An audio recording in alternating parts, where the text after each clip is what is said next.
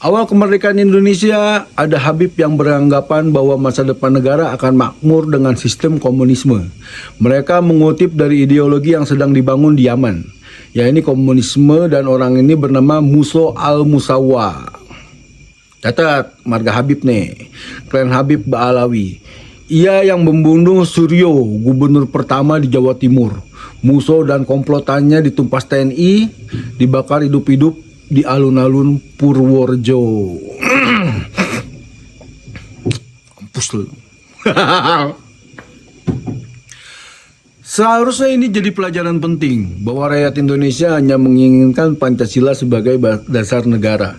Tapi ketika Musa mengajarkan komunisme, kenapa Robito Alawiyah tidak memperingatkan Musa? Atau habaib yang lain tidak memperingatkan atau tidak pernah menegurnya, malah melakukan pembiaran. Terulang kembali di tahun 1965 oleh Ahmad Jafar Al-Aidid atau Dipa Nusantara Aidid. Lalu Barak Bah dan habaib yang lainnya yang memperjuangkan tertanamnya sistem komunisme di Negara Kesatuan Republik Indonesia. Maka habislah mereka ini. DN Aidit ditembak mati di Boyolali dan yang lainnya mendapatkan nasib yang sama. Mestinya ini jadi pelajaran karena rakyat Nusantara NKRI tidak menghendaki adanya sistem komunisme. Diulang lagi oleh Rizik Syihab mempropaganda umat Islam NKRI untuk mendukung ISIS. Tapi kenapa Robito Alawiyah membiarkannya? Tidak menegur atau tidak membentengi Robito untuk tidak ikut-ikutan Habib Rizik. Tapi membiarkannya sehingga rakyat berasumsi bahwa semua menyetujui Habib Rizik. Ini di garis bawah ini ya.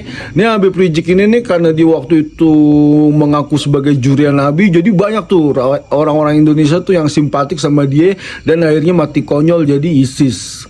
Banyak teman-teman gue punya teman lagi juga ngikut ke sono. Wah, pada cerita-cerita dulu. Alhamdulillah telah syahid, alhamdulillah setelah syahid.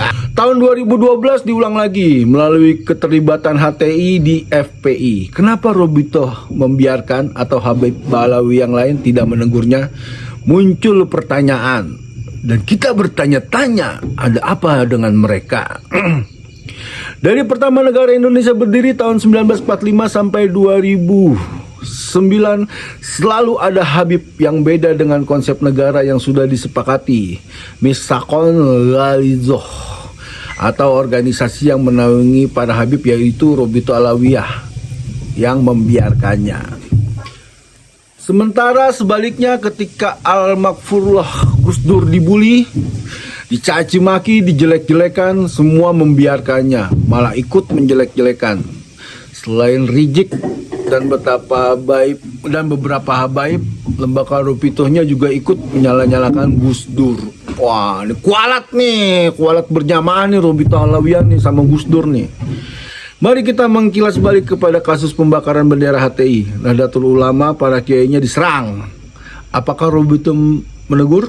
Tidak, malah membiarkannya, alih-alih membentengi NU. Malah ikut-ikutan nyerang, bahkan memfatwakan jangan masuk Ansor, jangan masuk Banser. Bahkan ada yang menyatakan haram masuk Ansor dan Banser. Ketika Islam Nusantara dijadikan topik perjuangan NU, serta-merta mereka menyerang, termasuk ketua Robito Alawiyah, Taufik Assegaf. Dan dulu banyak yang mengikuti dia, karena apa? Karena mendengar fatwa bahwa itu cucu Nabi. Sekarang kalau kata Mas Rajab, dia cucu Nabi Jilu kejepit. Mau ngomong apa juga gak bakal didengerin.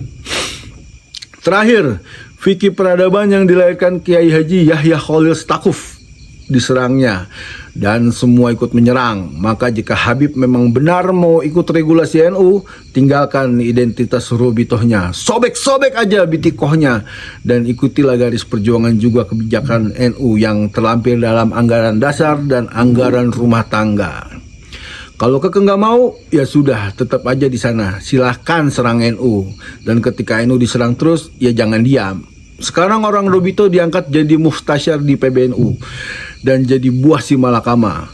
Kita dalam kurung struktur NU diserang mereka, tapi di tubuh NU ada orang mereka, orang Robito. Ibarat kita punya rumah, lalu ada yang numpang di rumah kita, terus bikin onar si orang yang numpang rumah kita itu. Nah, harusnya ini dibakar nih orang ini. Kesimpulannya, Robito tidak mengambil sikap untuk membela Pancasila di atas segalanya. Robito tidak pernah membela ketika NU merumuskan suatu kebijakan. Perhatikan, dalam 15 tahun terakhir, yang nyerang secara langsung dengan berani menyebut langsung nama NU terkait dengan kebijakannya, ya mereka itu, Habib dan Robito itu. Ya kita sekarang denger ya, Kiai Ma'ruf Amin, B2 apa bukan? Itu apa bukan? Gus Yakut iblis apa bukan? Nah, sekarang berbalik lu semuanya ke dia. Wahabi nggak pernah langsung menyebut NU. Yang diserang Wahabi adalah amaliyah yang banyak dilakukan orang NU.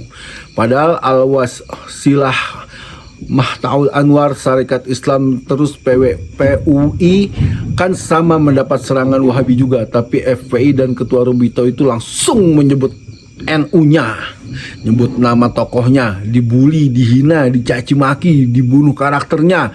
Yang terakhir membuat warga NU terpecah belah, terutama di daerah Tapal Kuda dan Jawa Barat sampai saat ini. Mari kita tanyakan para Muhyiddin Habib dan para Muhyiddin Buya Muhyiddin, Anda NU atau Persis? Pasti jawabannya NU. Dan pengikut Ustadz Yahya Al-Bahjah juga sama pengikutnya, pasti ngakunya NU meskipun garis lurus. Akan tetapi mereka semua tidak mau ikut garis perjuangan dan regulasi NU. Mungkin mereka berasumsi bahwa karena NU-nya sudah tidak lurus.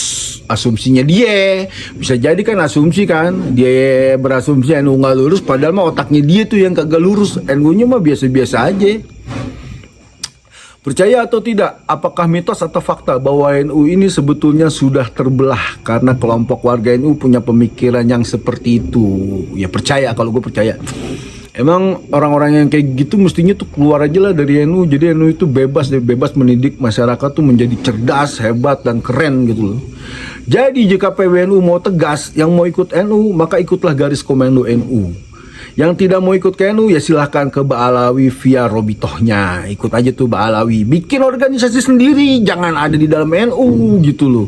Ini harus ditegaskan bagi para habaib yang nyusup di struktural NU. Jangankan struktural NU, di grup-grup laskar aja pada nyusup semua kan.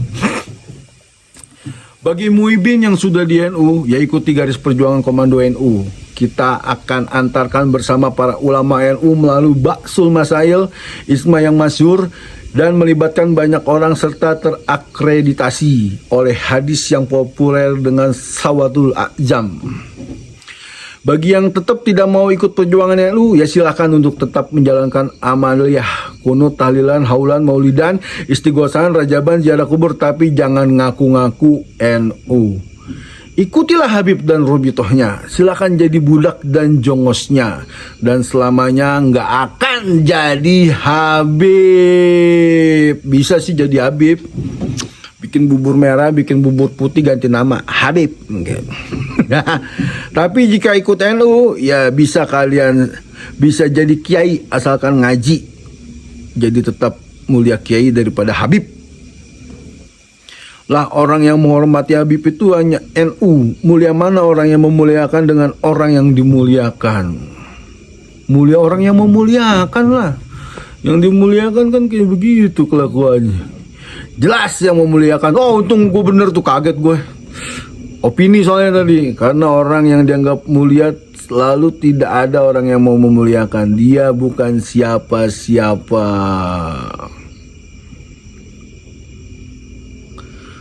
Dari Kanjeng Raden KRAT Fakih Wirahadiningrat. Wah keren nih tulisannya nih. Oke, sampai gitu aja tulisannya. Aku baca di itu. Nah, ternyata nih kalau kita pengen beragama itu kita tuh mesti merdeka ya. Merdeka secara pemikiran, merdeka secara spiritual, dan guru yang benar tuh harus kayak begitu gitu loh. Jadi zaman dulu tuh kiai-kiai lu tuh, nih gue punya kesimpulan nih, punya tesis nih. Coba lu cari antitesisnya. Lu kalau bisa mematahkan argumentasi gue, berarti lu murid salah satu murid yang cerdas. Kalau belum bisa, berarti apa yang gue ajarin ke lu tuh belum sempurna ya, kayak gitu deh. Jadi gitu ya dari gue ya. Bang Jaini, assalamualaikum warahmatullahi wabarakatuh.